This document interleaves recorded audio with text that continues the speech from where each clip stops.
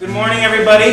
I would like to welcome you to Musical Composition Career Day. Hey, thank you all for coming to this session. It's a very, very special session. I'd like to introduce you guys to one-of-a-kind musician, truly musical legend. His family's musical legends as well. They've been written up in magazines and books. Also, it should be with our second session, and I would also like to remind our ASB host that after about 20 minutes, 25 minutes, they come on back down to the counseling center for some follow-ups. Thank you. And there's a lot of exciting things that he's going to be speaking to you guys about, and he will also have an open question and answer period towards the end of his presentation, so you guys can ask whatever you like. And without further ado, please give a warm welcome to Mr. Kelle Rhoads.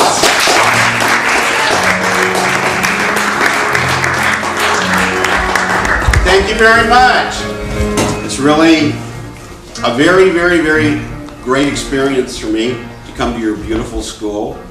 I graduated from high school in 1971. It's so strange to be back among all the kids your age. It brings back a lot of memories. It's really been a kind of a surreal experience. You have a beautiful campus here. It's my honor to come and speak to you about the music business. I'm going to break my talk into two major subjects. I'm going to tell you a little bit about the music business in general from an artist's perspective, and then I'm going to tell you a little bit about what my own personal career entailed. And then I'm going to let you ask me questions. You can ask me questions about anything that you like. Now, first of all, I'm going to go at it like this. There's two basic main ways that people get into the music business, actually. You're talking about something that is different than any other kind of business. If you want to be an accountant, say you want to be an accountant, you're going to finish high school, you're going to go and take a business course in a college. Maybe you'll go to a 2-year college, maybe you'll go right away to a 4 and get your degree, but you're going to take specific subjects: finance, business law, negotiation. You're going to take different things that give you the tools that you need, but when you're done, you're going to have a certificate. You're going to have something that says you can be a certified public accountant. So you either join an accountancy or you start your own. It's not that way in the music business at all. There's no specific formula. What worked for Taylor Swift would have never worked for Janis Joplin. What works for Beyonce would have never worked for Billie Holiday. There's all kinds of different ways to get into this crazy, unpredictable business. Now, I've broken it down to two main categories. One way is to get in from the inside out, and one way is to get in from the outside in. Let me explain myself. If you get in from the inside out, what that means is you actually go through school and you get a degree, or you study music in a proper fashion. I know that you don't have a band or an orchestra here. When I was going to school, so many of the future musicians were in the jazz band. They were in the school orchestra. They were in the stage band. Then they worked with different friends they had in rock bands, formed rock bands, and went on from there. But what they did was they started in a central location like a school where they actually studied music. If you want to teach music, you must go and you must study music. You must know how to read music, okay? You must know how music works from a mechanical point of view. All right. If you get in it from the opposite way, if you get in it from the perspective that you start with a bunch of friends, group of guys, and you start jamming, that works out. You play a party, that works out. You play in somebody's garage, that works out. Then you start doing clubs, and then you take it from there and you start doing bigger shows, and then you start opening for bands. That's a way to get in from the outside in. To do that, what you need is a lot of luck, and you need to find the right combination of guys. The whole psychology between being in the band, about being in a band, that's a whole talk in itself. I could give a whole lecture just on the way that people in a band get along or don't get along, and why some bands stay together for so long, and why some bands, the people in them fight and they can't get along and the band breaks up. They make a record, they're doing really good, and then by the time you hear about them, they're already broken up. That happens all the time now. Why? But that's another talk. So let me get back onto what I was saying. Getting into the music business from the inside out, that's like studying, that's like doing the right thing. Going to a music school like my family owns, we'll talk about that in a minute, or from the outside in, which means a couple of guys get together. I play bass guitar. Oh, I know a singer. Well, my cousin's a drummer.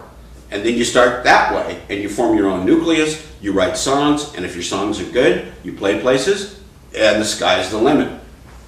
So, that being said, those two different things being said, once you are in the music business, now this is strictly from an artist's perspective, not from a music attorney or somebody who is an agent or somebody who does a function in the music business other than perform or create. Usually what happens when you're a successful artist is you need the following things. You need a manager. You need a manager. Some people manage themselves, but it's rare. You need somebody who is a manager with a track record. You need a lawyer. You need a lawyer. Music lawyers are very, very essential in the music business. It's a different kind of a law altogether. You need a publicist. You need somebody. When you see stuff in magazines, I bet you think, unless you're enlightened, I bet you think that that person's so fascinating, so good looking, and so interesting that let's put them in the magazine this week.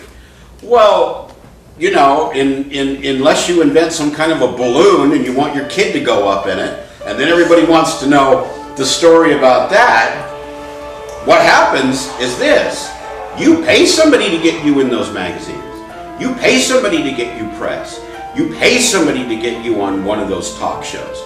That's how it works. So you need a manager, you need a booking agent, you need somebody who does publicity. And that's usually the essential crew that people have that are artists. Now, if you're really, really a big artist, you have much more people that work for you than that. You have people that advise you on merchandising. You have people that are tour managers. They only manage you when you're on tour, and they make sure all the equipment gets there. And whatever you don't have is rented or borrowed.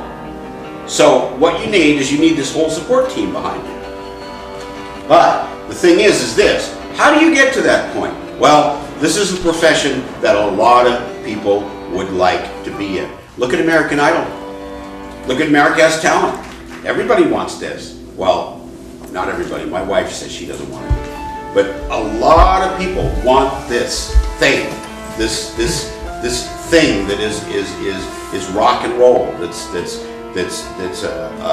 a successful career. It's rare. It's rare. I don't know anybody, and I've met a lot of people in my whole life. I don't know anybody who said, "I'm going to be rich and famous. I want to get into music." I don't know. I know a lot of people that said that to me, and they're all doing something different, and none of them were doing music. It's not that way. If you're going to be in this business, you have to want it so bad that even if you don't make any money, I mean, I told the last class this. When I put out 2 records in the 80s, I had 2 record contracts. I had records that were available all over. From those 2 records, up until now, not counting my classical music, which does make music, does make money, those rock records I put out in the 80s, like I told the class before, I think I've made like $19 and something cents from those records. That took months and months to record, and then I went on tour.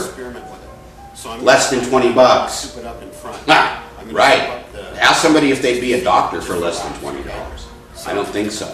So it's a profession that you really have to have a lot of passion about. You really, really have to want to do it, because you're going to have a lot of opposition. People in your family are going to tell you, you shouldn't be doing this kind of thing.